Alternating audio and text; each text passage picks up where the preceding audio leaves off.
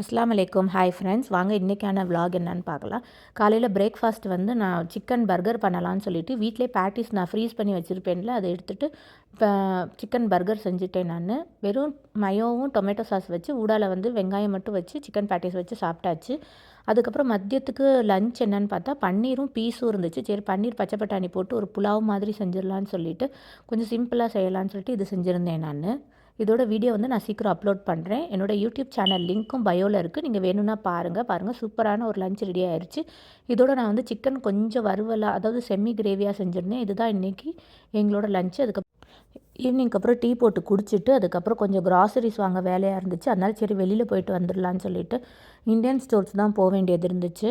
அந்த கிராசரி என்னன்றதை நான் உங்களுக்கு நாளைக்கு வீடியோவில் அப்லோட் பண்ணுறேன். இன்றைக்கி நாங்கள் வந்து வெளியில் போயிட்டு வந்தது மட்டும்தான், இல்லாட்டி வீடியோ ரொம்ப லென்த் ஆயிரும்ன்ட்டு இந்தியன் ஸ்டோர்ஸ்க்கு வந்தாச்சு. கொஞ்சம் முக்கியமான சாமான் மட்டும் வாங்கியாச்சு. வாங்கிட்டு வீட்டில் வந்து நான் வந்து அமெரிக்கன் சாப்ஸி தான் செஞ்சுருந்தேன். இதோட வீடியோ நான் ஆல்ரெடி அப்லோட் பண்ணியிருக்கேன். பாருங்கள், ரொம்ப சிம்பிளான ரெசிபி, உங்களுக்கு பிடிக்கும். நாளைக்கு இன்னொரு மினி விலாகில் பார்க்கலாம். தேங்க்யூ.